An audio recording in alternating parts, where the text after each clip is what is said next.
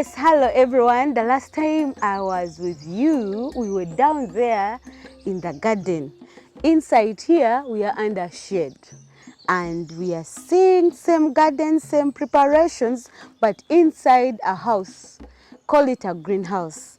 Some of you, I told you, if it's your first time to see a greenhouse, if you have never seen a greenhouse, it's going to be your first time to see it. And some of you, you're already in the business of greenhouse, or you're planning to go into the business of greenhouse. Where we are right now, it's the start of a greenhouse. So I want Lawrence still to teach us how you manage your greenhouse from start to the time of planting or transplanting, and then time of harvesting. I'm standing next to Mr. Lawrence, and he's going to teach you how to prepare your greenhouse well to get better yields. Lawrence. Thank you. You know, most of the greenhouses, they have the bags, you know, those black bags? Yeah, potting bags. But this one, I'm seeing you're doing it direct on the ground. Greenhouse, maybe I start by explaining what it is. Okay. It's simply a controlled environment for crop production. That's actually where the word greenhouse comes in. We are simply looking at growing crops indoors. Okay. So it's a house where crop grows. So it doesn't matter whether you use potting bags or you do it direct on the ground. Or okay. you use hydroponic or whatever it is system that you want to use to plant, because the whole purpose of the soil is the medium onto which you are planting your seedlings or your crops. Your crops, okay. And now the greenhouse does the covering of the crop from the let's call it the weather outside, either the rain, the sun, the storms, and the like of the sea. Why do we have to call it greenhouse? Yet I'm seeing white. Yeah, the sheeting can change. It can be yellow, can be white, can be clear, but green because of what you're doing inside. Inside, okay. Not the color of the structure. Some of them even make them black. Oh, yeah, depending on the purpose. Yes, depending on the purpose. For example, here I have a shading which is black, and yet we are not changing the name from greenhouse to black house. Okay. You get the point. Because now you see when we were learning, they say black pulls what? Heat. Pulls heat, yes. Then white reflects the heat away. So I thought maybe that's why we're using the You see, for example, yes, this is a greenhouse. Yes, it has its purposes. But now, for example, if I go to the black side from the way you brought your question, here I have a black net. But this net actually is for shading heat from the plant. Okay. It is, instead of, like you're saying, pulling the heat, it's sort of covering the plants not to get so much heat. And this one shades 75% of heat, of sun heat from reaching my plants.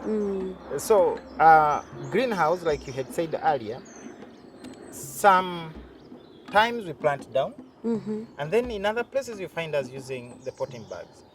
The whole reason why the planting styles changes is, number one, depending on the crop you're going to plant. Number two, depending on the soil that you have. There are places where you literally have no soil. You have to literally bring soil in. And when you pot it, it's much more economical than, pouring it down. Then other places we have soils which have diseases, say like the bacteria, the viruses, and those others. So we treat the soil in the bags. We treat the soil and put it in a controlled environment, and that's where we use either the bags or the buckets, so that you can be able to control this treated soil so that it doesn't come into contact with the contaminated soil. But in this particular case, what we are doing, we are going to plant pepper here. Some people call them bell peppers. We have sweet peppers, the kind of different types of peppers that you can do. They are the same family. What happens is that now this particular side, for example, if you look at my left, this is already prepared soil. But from here, we have reached here, so we are going to continue in preparation to the last 3 beds there. Okay. Now, we first mix in manure, just like any other land preparation. We have mixed in manure, We have put in charcoal dust. We have put in, okay, sometimes we add some little ash. Okay. And then you mix that composition together. What is charcoal dust? Charcoal dust is simply, if you look at... because when you look at ash and charcoal dust is almost the same. No. Okay. Charcoal dust is not burnt. It's halfway burnt. Ash is completely burnt. Okay. So there are two products. But charcoal has different characteristics.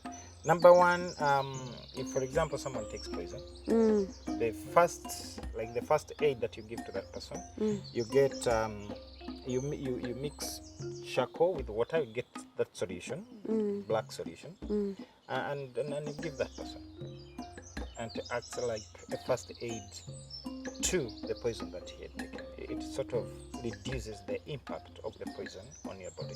So the same applies to the soil? Yeah, we even have medicine for stomach issues that is called charcoal. Black charcoal. It's the same thing. Now, in the soil, there are so many living organisms that don't like charcoal because charcoal is already dead. So it doesn't encourage them. Then, of course, charcoal also retains water. Then charcoal, with our soil here, we use charcoal to break the structure of the soil because our soil cakes and forms sort of bricks.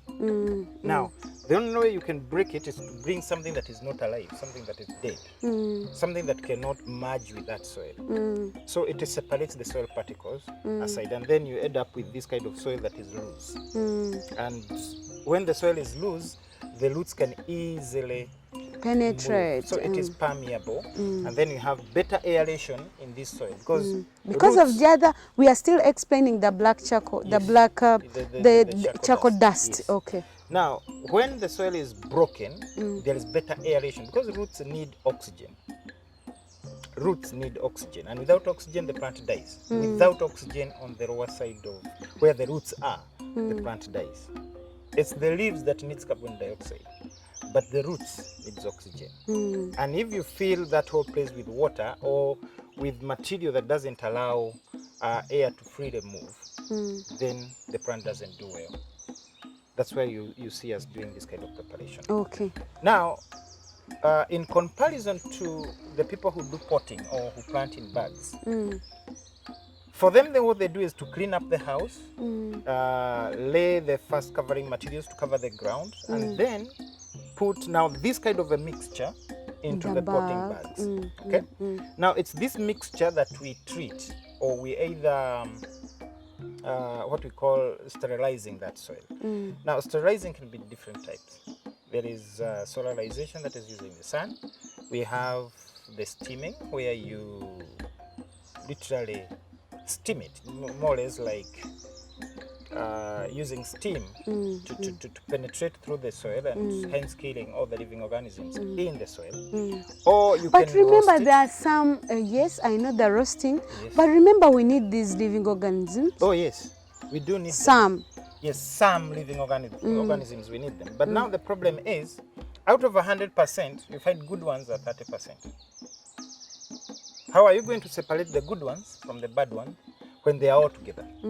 So what we do is eliminate all of them, because we can't really tell the good one, you keep searching, this is good, this is bad, you can't do that. So you eliminate all of them, then reintroduce the good ones. Okay. Because now technology has helped us to be able to get those living organisms that are beneficial to our crops. Or, for example, what we call the trichodermas and others. There are a number of them. So after we have sterilized that soil, we are so sure that we don't have disease-causing microorganisms, because even the disease microorganisms, they are alive. Okay. They are living. That's how they cause the disease. Okay. You get it? So to be on safe side, eliminate everyone, then reintroduce the good ones. So the elimination only works for those ones who use the bags? No. Even us? Even here, we are going to eliminate them. How? Now, in this particular case, now the soil is already prepared. Once I've done with preparing the soil here, I'm going to come with hydrogen peroxide. But now, not the one you use in hospitals. The one you use in hospitals is basically around 3%. I'll come with 50% concentration.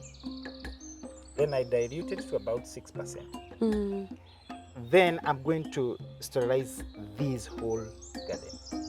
Through what? I can Are we going either to use pipes or we are we pouring on? simply we first wet the garden, then we come mixing the wet soil with the hydrogen peroxide. Okay. Now, of course, it's going to boil up and stuff like that. But now the boiling up is what helps us to sterilize that soil. Now, we can choose to either put the bags after you have sterilized or not. But in this particular case, because this is a private place, we are going to just leave it there. We sterilize it, we leave it there, then we control who comes in and how it comes in. How long is this going to take? Sterilizing the soil can take a day, just one day. Okay. Yeah. I thought it would go like for a week. When you are steaming or you are roasting or sterilizing, that one takes some time. But if you are going to use like the chemical method, it takes a day. But now you note the chemical you're using here is hydrogen peroxide. Hydrogen peroxide is simply water plus an extra molecule of oxygen. So once it's done with its work, the only element it leaves in the soil is water. And that's why you see hydrogen peroxide is used even in medics. Sanitizers and everything else has hydrogen peroxide. Okay. Anything that you want to sterilize, say for example, if you have a cutting on your leg or something, they will get a little hydrogen peroxide and apply it, and then you see the wood doing a little bit of boiling, and then the living organisms which were eating the wood are gone. So that's why it is the safest chemical to use when you're dealing with farming, because it does not leave other compounds or other chemicals in the soil. Okay, how long do we take before transplanting our crops here? Okay, it depends on number one, how is your nursery? Because for example, I've already planted the pepper that I'm going to plant here. So next You've week, already put in the nursery. Okay. We planted it last week, about 7 days ago. So right now they are 1 week, they have already shot. So now I can be able to finish the preparation of this house where they are going to come. And then it rests for another week, and then they'll be here. Okay. So they'll find a clean place where they can be able to grow. How do we transplant? Or how do we plant our seedlings here? Before we talk about planting, after we have sanitized or sterilized this place, then we set up the drip irrigation properly, and then we come and sterilize the garden. We set up the drip line. We sterilize, we set up the drip line, then we transplant as per the drip lines emitters, those little holes that release water. That's the spacing we use for our greenhouse setup here. Now, transplanting is simply getting the seedling from the nursery, and taking it to the garden. Now, the seedlings, as you saw earlier, they are planted in pots, or in trays. Seeding trays, but you see the tray has small pots. Now, after the seedling has taken its time in the nursery, for pepper, for example, it takes 4 weeks. When you're transplanting, you pull it out. It comes with its entire root system. Yes. Now, when you have the entire root system, when you transplant that plant into the soil, it's more or less like freeing a bird which has been in a cage. Because at that time now it has bigger area to spread to spread its roots and grow. So the soil is already ready for it. So once you put that seedling in the soil, for example, I think we showed them in the tomatoes a little earlier. Yes. Now, once you put the seedling in the soil, the roots, remember, they are here waiting. So they simply, we have now more areas. So they grow. Okay. Yes. And of course, for them to grow better, they need a little bit of phosphorus at that time. Phosphorus is the one that helps the roots to enlarge. So when we are transplanting, of course, we include a little bit of phosphorus in the hole. Yeah, in the garden. Now, sometimes we simply spread the phosphorus even before the transplanting. Other times we first transplant and then you come and apply it on the sides. Sort of like dressing it, and then the plant can kick on. According to the way you're explaining, I'm seeing a very big job, some job in the greenhouse. Oh, yeah. What are some of the benefits why someone should leave an open field and come in for greenhouse? Number one, I don't know why it looks tiresome. It is not. It is. Uh, When you you see- say we are now boiling the soil, we are now steaming the soil, we are now Oh, doing yes. that. Remember, outside, all you do is You see, for example, I'm going to give you a scenario. There is no nice baby without some work and some pain along the way. You can't celebrate that baby if there isn't that process. Okay? Now, these are our babies. And these are not just babies. This is a commercial farm. It's meant to give us money. even in the open field, we are getting money. Oh, not compared to what we get here. Because you're the very person who was explaining to us Yes. those tomatoes, how we are harvesting every month. It's only that I don't have enough muscle to build greenhouses in the entire place. Okay. I would, because it's the best thing to do. However, when it comes to greenhouse, of course, we are looking at weather. Like you saw some of the challenges that we have at the open field. You are discussing. You are looking at weather. Sometimes it rains excessively, and you have zero control over that. Sometimes the sun is exceptionally hot. You have nothing to control about that. The birds are simply scratching your seeds left, right, and center. You have snails. You have virtually every other natural element is there in the open field. Here, the only pest that really disturb is the human being. So Which he you comes can and keeps- control. Which you can control by locking the door. It's much easier. Then the other thing is here the plant is not being disturbed by anything else. So it is at its optimum growing conditions. As in, this is the best environment you can give it for it to perform to its best level. Okay. So when you compare the peppers planted outside, for example, and the peppers planted inside, I'll give you a scenario. If I plant peppers in here, I expect a minimum of 50 kilograms weekly. In here, I only plant about 600 of them. And that kilo goes for 4,000, 5,000. It varies. If you're in Kampala, it will give you around 7,000, 8. Up in the north, 5 is good. Okay. Yeah, 5 is good. Okay. So, in terms of benefits from the greenhouse, I'm harvesting 50 kilograms from this area.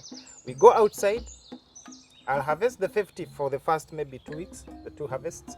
From there, nosedive. It drops. It drops. But here now, you can be able to have it consistently. Yes. And as So if you started with 50 kgs, you can harvest your 50 kgs until the crop is old.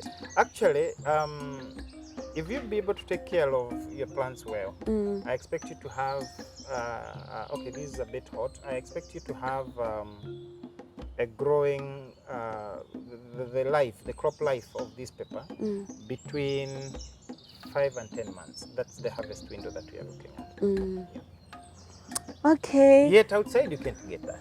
Okay. Those who are watching us, we are still with Lawrence and we are looking at greenhouse management. At the same time, how you start to prepare your soil or your garden in a greenhouse. Maybe there's something you want to tell them, but I want us to go to our next greenhouse and we see the results after preparation here, after transplanting. We have another greenhouse which is already bearing fruits for sweet pepper, green pepper, sweet pepper. Yeah, it depends on who we are talking about. Okay. The American will call it, bell pepper. Bell pepper. Yeah. Okay, but here we are in Gulu. Yeah, in Gulu they call them pepper. Pepper. Oh, yes. Okay, maybe if there is something you want to tell them, because I'm seeing a net up. The greenhouses I've been in, at least we don't have this. The purpose for this net, okay, there was a crop we were growing earlier and didn't want too much heat. Okay. So you shade it so that it can be able to do better. Yeah, not that it can't grow without, but when you shade it, it performs much better. It's like, let's say an artisan, like these guys who do welding, he can still weld outside there with the hot sun and the wind and stuff. But when you give him some air-controlled room, he'll do much more better. Okay. So it's more or less the same. So here the crop needed a little shading, so that's why we included this shading. Yes. So there's someone who will need these materials. Please remind them about our Oh, address, come and to then Task Farm. We are in then Lubaga we- Kabusu, along Kabusu Road. Just before you get to the roundabout of the Kabusu roundabout itself, you'll see a Task Farm signpost on your left. Just drop in. You'll find us there. Okay. Yes. I believe our numbers are down there on your screen, so please come and contact us, come to Task Farm. But right now, I want to see some of the benefits and the fruits out of a greenhouse.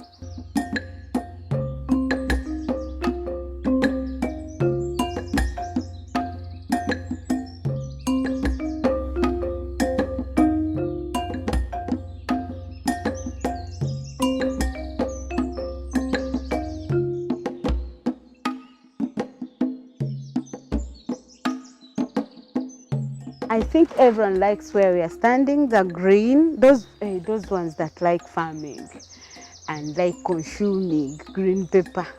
That We we call have them supporters. we have the consumers and those ones who grow. So here we even the consumers are admiring. So all of you are admiring the place like me.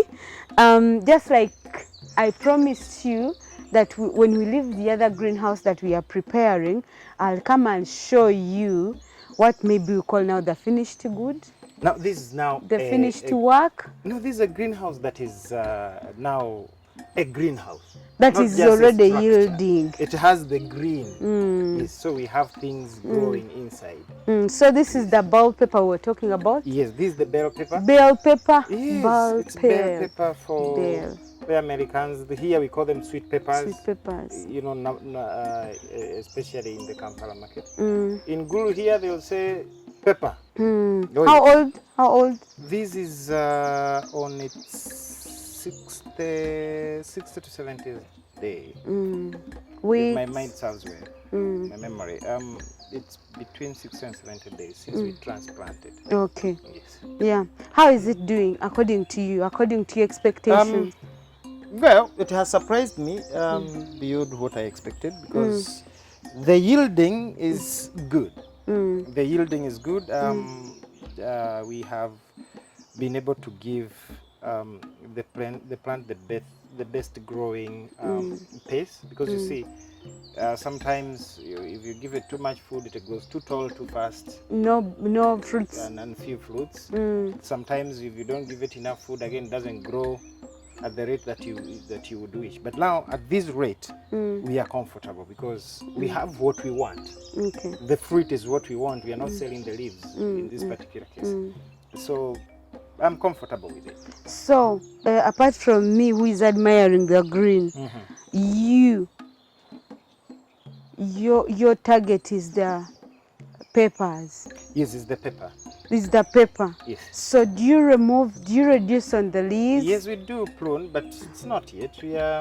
Let's work for preferably next week, because we intend to start harvesting next week. What's the use of this? The strings is simply to help, like you saw me trializing earlier, is to help the plant Go stay straight. standing. Because the weight of the peppers, pull it down. So these strings help it to maintain standing, and also to help it carry the weight, so that it's not the plant that is suffering with the fruit weight. So this house, we did not use the greenhouse. We did not use the pot peppers, Yes. the pot bags. Yeah. We planted direct on the soil, just like the one you were showing us down there. Yes. Okay. So according to your expectation, it's not. It has done well. Well, it has done well, because you see, this is a hot area with a lot of diseases. Because when you have a hot area, you have a lot of living organisms in the soil, and they tend to, eat the plants, especially these crops, these ones, the tomatoes. They are really disturbed by those living organisms. But in this particular case, we sterilized them using the hydrogen peroxide, like I was explaining earlier, and here we are. Are there some challenges you're saying, these ones? I tried my best, but Actually, the biggest challenge mainly that I would say we have is labor. We don't have enough workers to do what we need done at the right time. Maybe because they're That's the ignorant biggest. about No. the house, It's the not about the greenhouse ignorance. especially. It's about the amount of work that we have in this farm.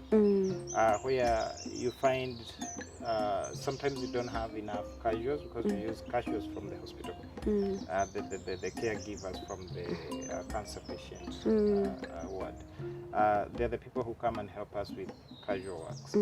But sometimes you don't have enough casuals. You have to outsource. But now the time you're outsourcing, sometimes you're already at the edge of the need that you had. Other than that, really I'm comfortable with the crop because the crop has done its best. How many kgs are you expecting per day? This kind of a house will give you 50 kgs 50 kgs per week, not per day. Per week? Yes, because you don't harvest daily. Daily? Yeah, you harvest once a week, And you have to be able to do what you call crop protection. You have to take care of the crops. You have to protect it from diseases and pests. So you harvest once a week, and then whatever pesticide that you need to use, you make sure that if say today is Friday and the pesticide you're using is for 4 days, so the next harvest has to meaning be the next harvest needs to be Friday, so it will have surpassed the day for the pesticide, such that people don't eat chemicals. Okay. Yes. Okay, Lawrence, what advice do you have to someone or some people watching If you want to make concerning a money, greenhouse? if you want to make money, this is the field.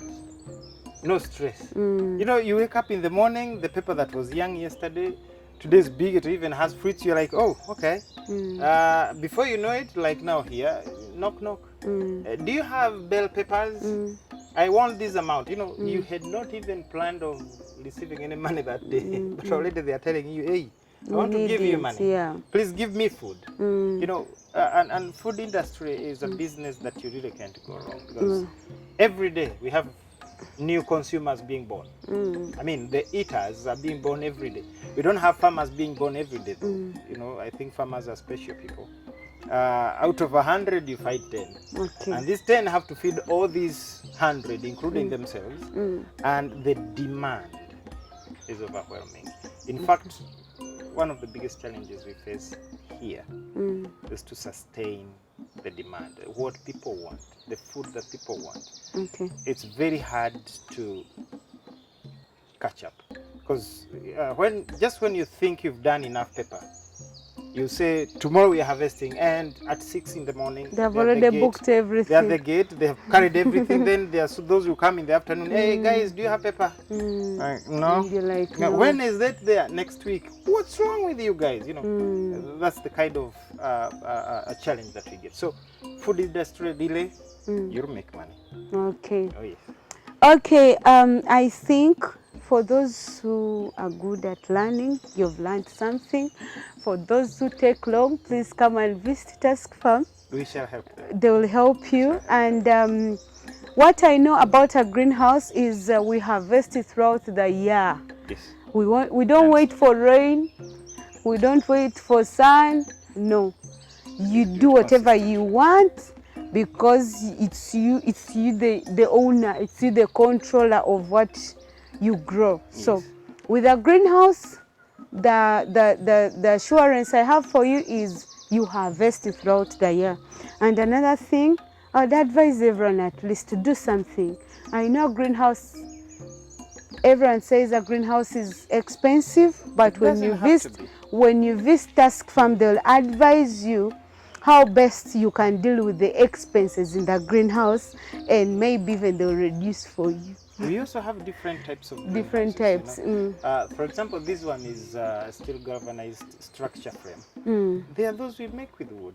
Okay. Which is actually it's half the price of this one. So it doesn't have to be that and expensive. Wood, the problem with wood is termites. We deal with them. And just also, like we are dealing with the living organisms here, we deal with those living organisms also. So it's not a big stress. Okay. The good yields you see here, you'll not have them if you don't apply fertilizers in your crops. I think let's call them manure. Manure. Fertilizer, you may confuse some people. Okay. So Okay, we need manure we in need our manure. plants. But how can you get organic manure for your crops? So right now, Lawrence is going to show us how they reduce on the expense of buying manure and they make it locally here on the farm. Let's go and look at the manure and we shall call it a day.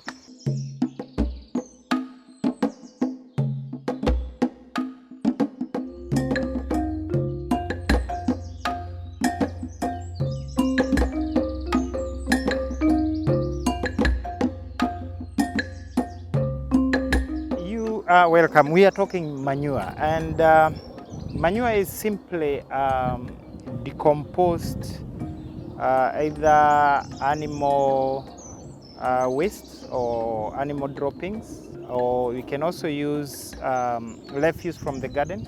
And for example, now here we have quite a number of refuse from our fields. This is what I'm holding here is just a cabbage leaf. Now this particular part of the cabbage, we normally don't eat it. So what we do, we gather this rubbish or what we would call the cuttings from the plants. Sometimes when we are weeding in the gardens, sometimes after we have harvested, there is that refuse that is left in the garden.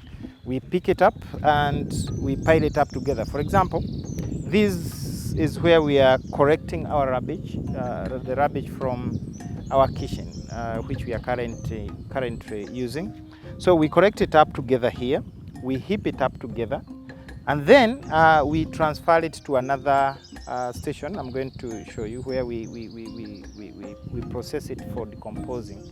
And then after it has decomposed, that's when now we take it to the garden. Sometimes we mix in a little ash, we mix in water to help us to decompose the components a little bit faster. And then we can be able to take them to the garden. Let's go and look at some of the heaps that we have already made from plant refuse and others that we have mixed up with animal waste. We have goat droppings, and then we have chicken droppings. Then we mix them up with the plant debris, and then we come up with the manure that we use in this garden. Here I have a heap of goat dung, which we collected from some farmers in our neighborhood. Well, it's a bit mixed up with a little bit of soil. It was an odd heap, so we just corrected whatever was there, and then we brought it here. Now, this goat dung, well, you can apply it direct into the garden, but if you look keenly, you realize that the droppings are still intact. They've not yet broken. So if you take this direct to the garden, of course the plant is not going to be able to get the ammonia in here or the nutrients that are in here. So what we do, we give it time to decompose so that it can be able to be applied in the garden and the plant can be able to use it direct. If we turn here, you see a big heap that I have covered with this polythene here. Now, we are going to open just a little bit on this side there. But this heap is simply a composition of plant materials. I have rice husks, I have genus husks, and then I mix up with animal manure like this. This is just waiting for the other compost that you've just seen. Then I mix it up, and then I can be able to come up with another heap like this. Now, this heap I expected to take me for about 4 to 6 months, because you see we plant every single day. So this heap will be able to help me to plant in the 4 acres for the next 4 to 6 months. Now, if we are to just unpack a little bit, just here, okay, it's still decomposing. It's not fully decomposed, but it is in the process, and it is pretty hot inside, but it is going to take a little bit of time to decompose. But this is an example of the manure that we are talking about and what we expect to eventually get. It's not yet decomposed, so it still has about 2 months to do that in here. So this is the kind of manure that we eventually take it to the garden. Now, this manure will have enough carbon that we need into our soil, and it is from that kind of manure that we end up getting the good crops that you've seen. The reason why I'm covering it is so that we don't have any more rain coming in, or insect coming in to breed in from here, especially when you add in poultry droppings. House flies tend to come and lay eggs in them and that kind of thing. So I really don't want to encourage that, because I want to have a clean environment. At the same time, I don't want the scent, or let's call it the smell, from the decomposing materials to disrupt the community around. I mean, I have a hospital to my right, so I cannot really have any smell coming from the farm. So those are the reasons why I've covered this particular heap. Then let's go and see another heap which I have dug a hole, and then I buried more manure in it. And this is how I prepare my manure for this garden, to be able to make sure that my garden remains productive for the longest time possible, without interfering with the soil structure or without degrading the soil, so that the farm can be able to sustainably produce the vegetables that we so dearly need. Thank you. Let's go and look at the other manure that we buried some time earlier, and for it is in a heap down. Okay, this now is our manure, which we had covered some time back. It was a great heap. It was a much bigger heap to somewhere this level. But right now, as it decomposes, it keeps going down and down as it decomposes. And actually, it is pretty hot inside here. But now, if you look keenly, you realize that what we put here as the shaft from the garden, now it's decomposing, it's changing the color. Now this is good manure to take into your garden. Now imagine it has only taken about 3 months down here, and I already have this kind of manure from the plants. Now I'm going to give it a little more time, like a month, so that it can help me to break even further. It is broken, yes, but it still has a little bit of some debris which are not really properly broken. But now this is reaching to a level where I can be able to use it in the garden. I still have a little bit of time with it, and I can be able to distribute it in the garden. So now this is how we make that kind of manure. So for me, this is gold. Someone else, we may call it rubbish, but to me this is gold. So that's why you find them all covered up, so that I don't have any excess rain going in, or even rodents and rats and other insects coming to breed from here. Now if you look to the far left, you see how far that whole heap goes. All that is my manure. All to my left is manure which I'm preparing for use in this garden. And that's how you get the vegetables producing throughout the year. So it's not you wake up in the morning and you're like, okay, now I'm going to get manure today, I'm going to be able to apply in the garden today. No, it's a continuous thing. If you're going to get manure, it's a continuous business. It's not a one-day business. So every refuse that we get from the garden, we put it in either a heap, we mix it with the animal droppings, the ones that we can get. It's not very easy to get animal droppings here in the north, but the ones that I can be able to get, I mix it with the plant refuse, and then I let it decompose, and then it is from that point that I take it into the garden for the plants to do what you see them doing. Thank you all, and please pay us a visit at Task Farm. We are in Kabu Surubaga. You'll be able to learn much more than what you've just seen here. There is much more to do with farming than just what you've just seen here. But thank you all for loving us. Thank you all for supporting us. Our customers, really, we are grateful for for daily coming to buy our products from here. Our supporters, we really appreciate the good work that you're doing. The funders that we have, those who have put in their money, their time, their passion into what we are doing, we are very grateful. May God bless you. and may He enlarge your territories.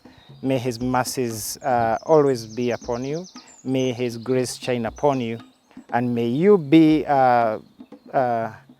may you enjoy His love in whatever you do. In Jesus' name, I've blessed you.